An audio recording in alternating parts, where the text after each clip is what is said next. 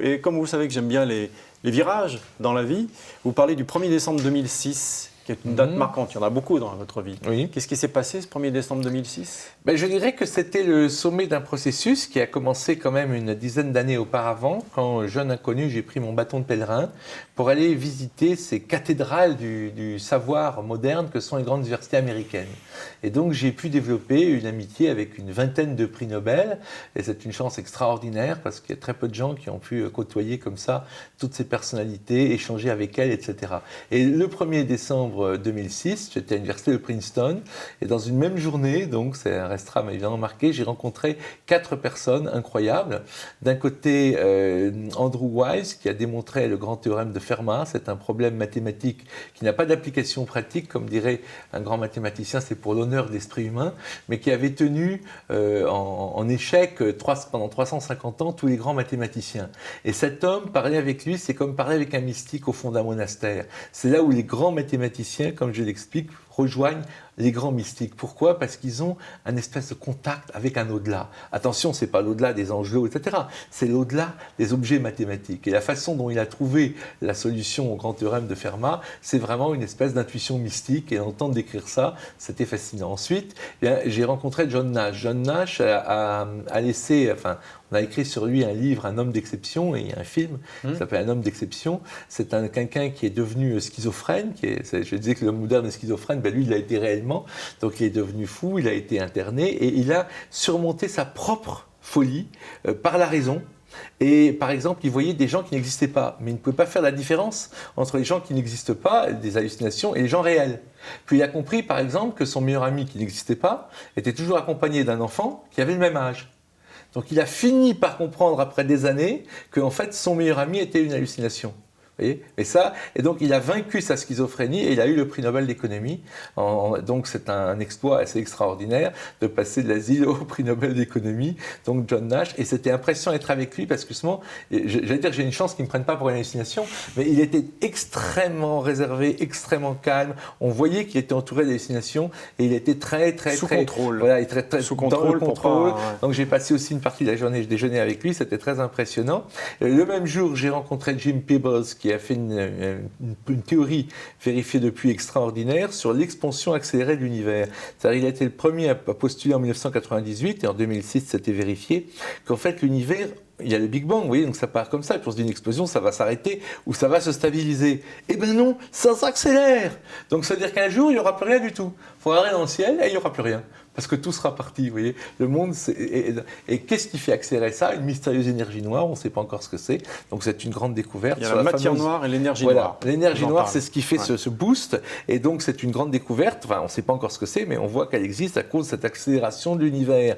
Et donc ça répond à la fameuse question, est-ce que l'univers va se recroqueviller sur lui-même ? La réponse est non. Voilà. Donc ça, c'est Jim Peebles. Et le dernier est encore plus étonnant. Pourtant, lui n'est pas prix Nobel, mais il s'appelle Freeman Dyson. Il a raté le prix Nobel de peu en électrodynamique quantique, mais peu importe, parce que c'est un homme qui cherchait dans toutes les directions. C'était lui aussi un espèce de bâtisseur de statues. C'est pour ça qu'il n'est pas Nobel, parce qu'il n'a pas assez creusé un domaine. Mais enfin, il était reconnu par beaucoup de ses amis scientifiques prix Nobel comme un esprit dont on se souviendra encore dans 1000 ans.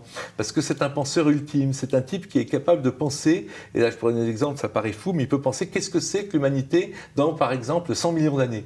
Et vous verrez, penser l'humanité dans 100 millions d'années, c'est très facile. Penser l'humanité dans 100 000 ans, c'est très difficile. Mais penser l'humanité dans 100 millions d'années, c'est très facile. Dans 10 milliards d'années, il n'y aura plus rien. Dans 10 milliards d'années, il n'y aura plus rien. C'est encore plus facile. J'y arrive. L'idée de Dyson, c'est par exemple, il a inventé la sphère de Dyson, c'est-à-dire, voilà, qu'est-ce qu'une civilisation extraterrestre ? Vous savez qu'il y a des projets SETI, Search for Extraterrestrial Intelligence, on recherche des signaux extraterrestres. Dyson a dit, mais arrêtez les gars, ça ne sert à rien. C'est comme pire que chercher une aiguille dans une botte de foin. Pensez à ce qu'une civilisation extraterrestre, si elle survivait comme nous, mais pendant 2 millions d'années, qu'est-ce qu'elle ferait ? Très simple. Regardez le Soleil. Ce gâchis incroyable, 99,99999% d'énergie est gaspillée.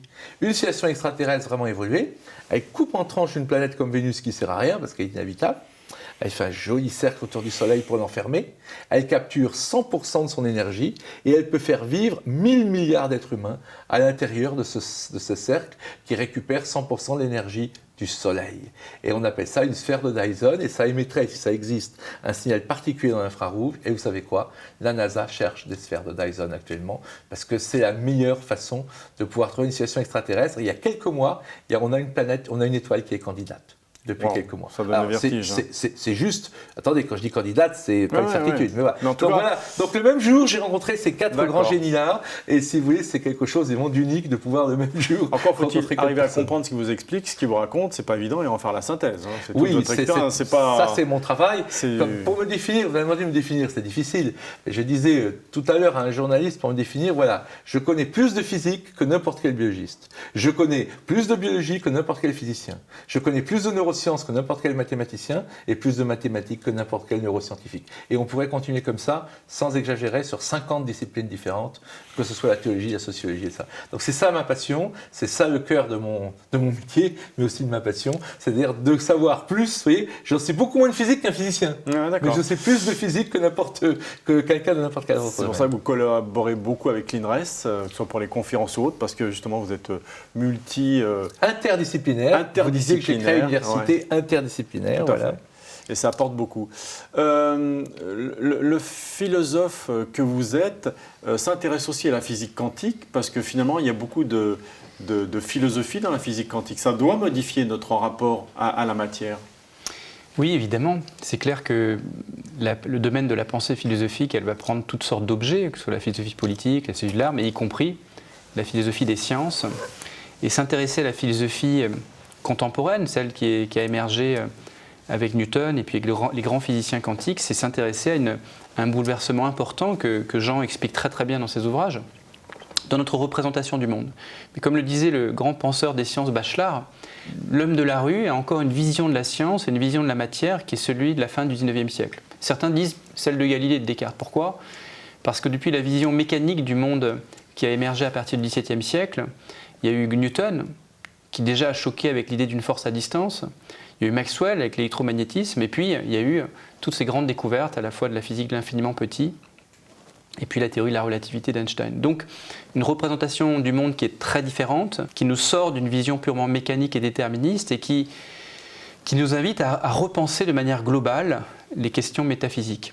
Autrement dit, les physiciens sont amenés, s'ils s'interrogent sur leur discipline, ce qui n'est pas toujours le cas, à faire de la philosophie et à reposer des questions qui étaient vieilles comme le monde. Je prends juste un exemple.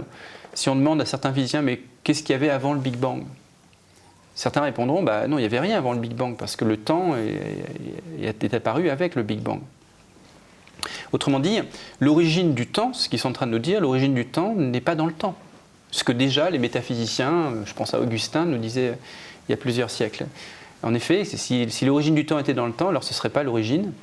Et donc la source du réel, la source du temps, la source de la matière n'est pas dans ce réel, il est ailleurs. Et là encore, Bernard d'Espagna et Jean et ça, je crois que c'est ce que les métaphysiciens disaient, et c'est ce que, de manière assez étonnante et inattendue pour moi, les recherches en physique au XXe siècle nous apprennent. Dans une inconscience quand même globale. C'est-à-dire que les spécialistes, certains le disent. Et puis, je crois qu'il y a aussi, néanmoins, une partie importante du monde scientifique qui reste quand même héritier de l'ancien paradigme et qui résiste intellectuellement devant les faits.